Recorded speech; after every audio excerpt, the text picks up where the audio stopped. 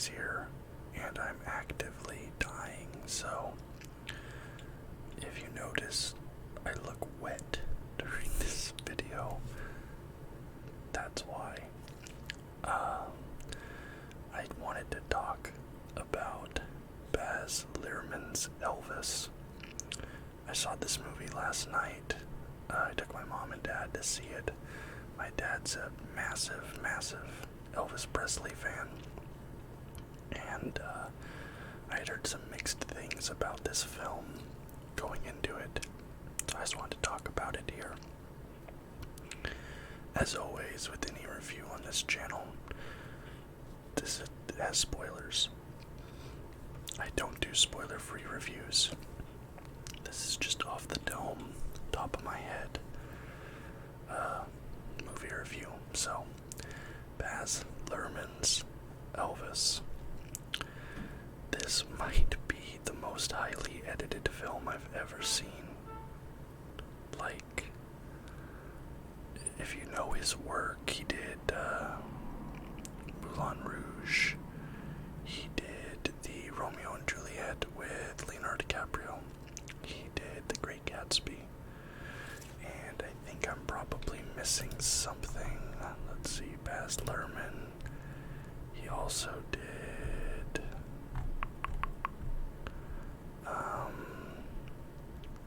Australia, but I haven't seen that. So okay, that's basically it. So he has a very unique style, Baz Luhrmann. He doesn't do films like in a very boring cookie cutter way, and this film was the epitome of all of that, to the point where the first half and the second half of the movie almost feel like different films. Like the first half of this movie, there's all these like quick cuts, and you have all these wild transitions, like things spinning and turning into other things, and like pages of a comic book. There's even an animated sequence in the first part of this film where like it was like a cartoon for a couple minutes. Really frenetic bass editing. And then in the second half, once Elvis gets to Vegas for the first time, it just slows way down, and it feels more like a traditionally edited Hollywood film. And I think it did work because the tone changes so much. I did think it was a really interesting decision to have this entire film be framed via the perspective of Colonel Tom Parker. It's being told from his point of view. He's the narrator in the film, and we see a lot of the Colonel. Obviously, we see a lot of Elvis, but we see a lot of the Colonel. And I thought that was an interesting way to kind of distinguish this from some of the other Elvis Presley biopics that have come out over the years. And speaking of Colonel Parker, like, I saw a lot of criticism over Tom Hanks for how he portrayed him, especially for the voice, because we know Colonel Tom is a Dutchman, and there's videos and audio of him speaking, and Tom Hanks sounds nothing like him at all. But I thought it was okay. I didn't hate it. I saw some people that were like, oh, because of Tom Hanks, this movie is like so terrible. It's like, it was alright. And some people said he was like playing a cartoon character almost, and I don't know. I don't think I'd go that far. I thought that he did a fine job. Austin Butler, though, clearly the star of this, absolutely stole the show. And I know this is going to be a breakout role for him. I think he's in the sequel to Dune that's coming up. And I'm excited to see him in that because, yeah, this role should be putting Austin Butler on the map in Hollywood. he killed it as Elvis. There was, the voice, the mannerisms, the look. He got it down, like, as close as you could get. And there were some moments in this film. I don't know what it was meant to be, what special or movie or whatever, but there's a scene. It was just after the '68 special during one of the montages where it's showing Elvis in films and stuff, I believe. And he's wearing a white turtleneck sweater. And he has like a blue blazer over the top of that, and he's walking through a pool party. And I swore that it was actually Elvis, but no, it was Austin. And he just absolutely embodied the role of Elvis so well. And I'm pretty sure that was actually him singing on a lot of the tracks. Correct me if I'm wrong, but I think he did a lot of the singing on the tracks in this film. I really liked, especially in the beginning, where it showed Elvis's relationship with the black community in Memphis, and how he was hanging out more in, black clubs and around black musicians than white country musicians in Memphis. Because, Elvis took so much inspiration from those artists, and that was the kind of music he was making. I know that's kind of been a point of controversy in recent years, like, was he stealing it? Was he exploiting them? Like, that sort of thing. I know that's been a big talking point. I don't want to get into all that, but I thought that it touched on that really well. And there was even a point early on with the Colonel, when the Colonel was with his original musician that he had signed, Hank Snow, and they were playing some song on the radio, and it was the Elvis song. And they were saying, like, oh, that's, to use a term from the movie, I think they said, like, oh, that's, colored people music.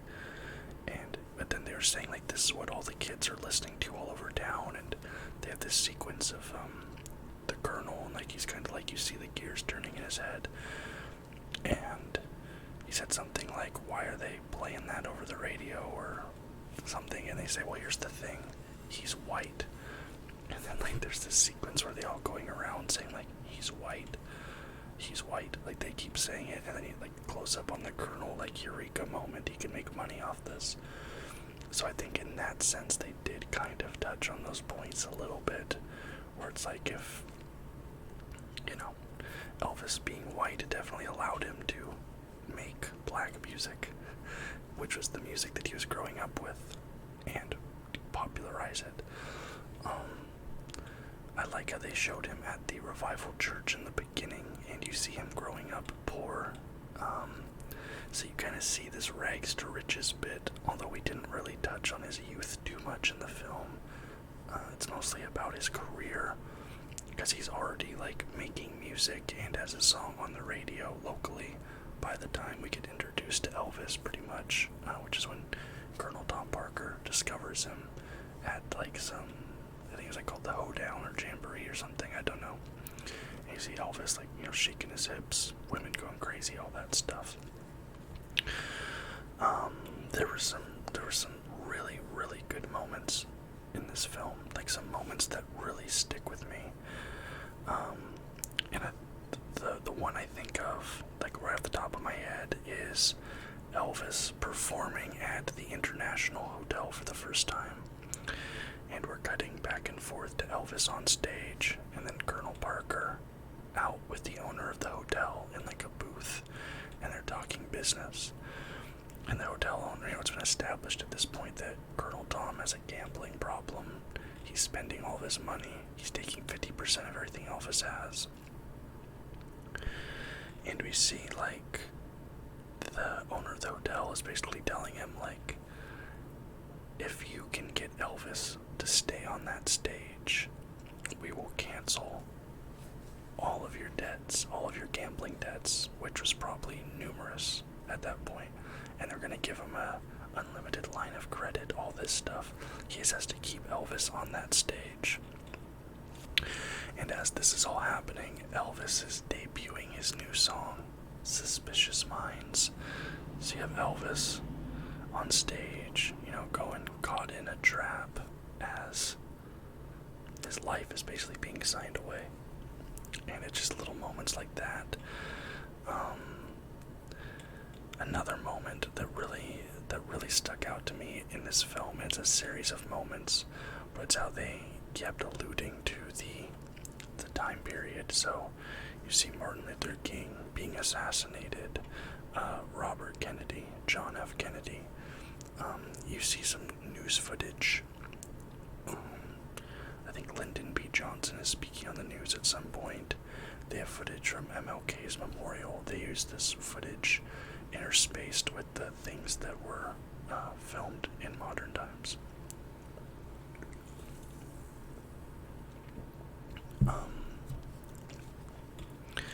And there were some moments that just, I saw a lot of criticism that the film was too long.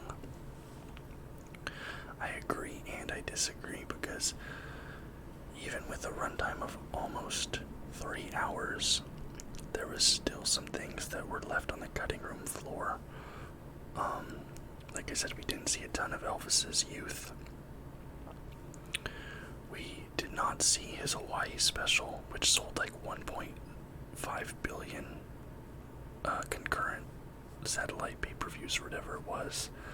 Like, they just kind of brushed over that whole thing, which is like the biggest concert ever. But we spent like half an hour on the 68 special, which I know the 68 special is important because it's like Elvis's comeback, but we spent so much time on the 68 special, not much time on like the Hawaii special. There were just certain things that were glossed over. Like, at the end, it kind of goes from Elvis getting on the plane, and everything starts getting a little slow motion. Hard cut, Elvis is dead. Like, there wasn't really too much build up to his death. We had this really good sequence of Elvis on stage in Vegas where you like are considerably seeing him get more and more run down and tired and unhealthy as it goes on. He has the doctor pumping him full of drugs just to sleep, to wake up, to get on stage. But so you do see him, his health deteriorating. You see his life deteriorating. Priscilla leaving him. He has this meltdown on stage about Colonel Tom, which is a fabrication for the film. In real life, he did have a meltdown on stage, but it was about the hotel firing a chef. So, but you see this deterioration a little bit, but then like you just see him getting on a plane, waving goodbye to his daughter. Hard cut, Elvis is dead. It was a little rough for me there. I would have liked to have seen them take more time towards the end of his life, take more time on his youth maybe, but it was just the way things were framed, and the movie was almost 3 hours as it was. Supposedly there's a director's cut of this film that is around 5 hours long. I actually do think I'd like to see that director's cut. Like, if that ever gets released, I would probably pick that up, a 5-hour director cut of this film, because even though it was so long, I was left wanting more when I got out of the theater.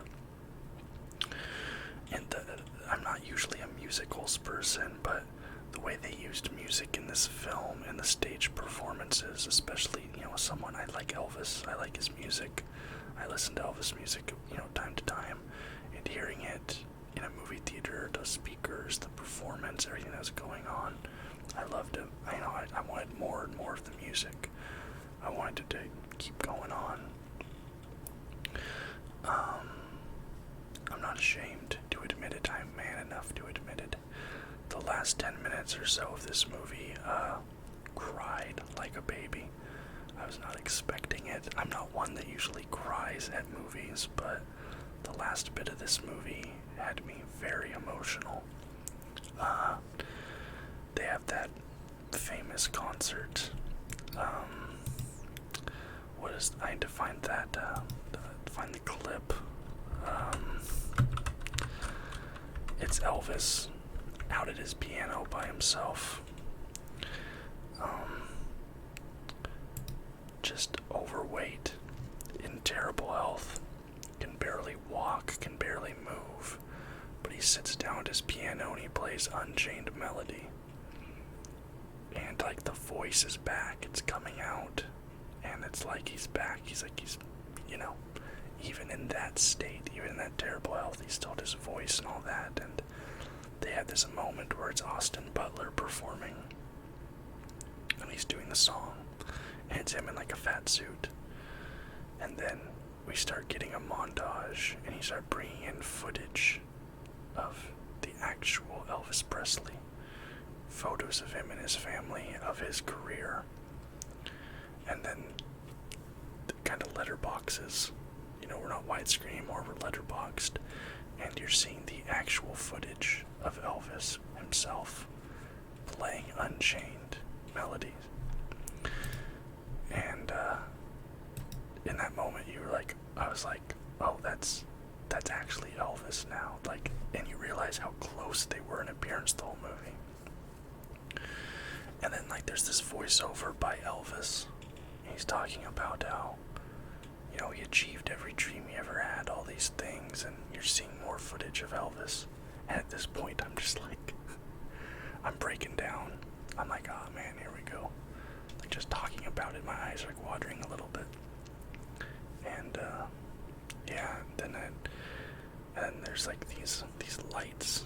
Yeah, it's like all the lights, the dazzling, the bling, the bright lights of Vegas and Hollywood and stardom, and they start getting smaller and smaller, and then there's just one, and it disappears. And then the voiceover, ladies and gentlemen, Elvis has left the building. Black. And like, you could hear all through the theater people like crying and like wiping their eyes and stuff. And then you have this little memorial. It says like Elvis Aaron Presley, and it has the date he died and death, and talks about how Colonel Parker was exploiting him and all this stuff that came out in court. And ending of the movie was really good, really solid. Unfortunately, in my theater, there was an elderly woman sitting in front of me, probably 60s, 70s, and any time like anything would happen in the film, she would be like, oh, I remember that. Oh, I watched that on TV, like, every time. But, like, that's fine, whatever. Like, it was just little passing comments. But at the very end, when it's like this very emotional moment, everybody's crying, we're talking about his death, and that voiceover says, ladies and gentlemen, Elvis has left the building. She literally goes, hey, I think she literally said, that's what they said every time he left the stage. Yeah, we know. Yeah, we know. That's why they put it at the end of the movie when he died. We know, lady. And I was like, this is why I don't go to movie theaters much anymore. But I didn't come into this movie with big expectations. I came in, I wanted to take my parents. My dad loves Elvis. He owns all the Elvis movies and albums. So I was like, all right, I want to take him. He loved it, by the way. Like, my dad absolutely loved it. He wants to see it again, and he wants to like get it on Blu-ray and stuff. And even my mom who like kind of hates Elvis now because of how much my dad likes him, like she like begrudgingly went, and she was even crying at the end. So, got her. Yeah, but I went in with mixed expectations because I'd heard such mixed reviews, but I actually left this movie really liking it. I do think there were some pacing issues in the beginning, and then like throughout, like we were kind of like frenetic pace, slow, but this is a movie like with actual artistry in it, and a director who's taking risks, and that's so refreshing because you don't see that as much anymore. Like, he was actually trying something interesting.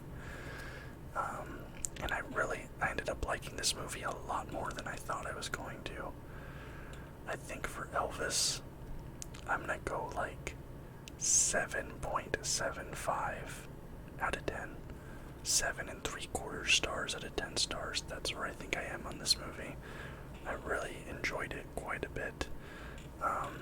Definitely, I would definitely consider picking this up on Blu-ray or renting it or something. If you guys haven't seen the movie yet and you were just watching this review just because you're like, I'm not really interested in the movie, I'll just watch the review and relax, I would recommend seeing it. Maybe go to a matinee that's a little bit cheaper or whatever if you're not like super invested, but I would definitely recommend seeing this film. I absolutely loved it. So that is my review of Elvis. If you guys have seen the movie, I'd love to hear any and all thoughts that you had about it in the comments down below. If you liked the video, please leave a thumbs up. Subscribe for more content just like this, and until next time, guys.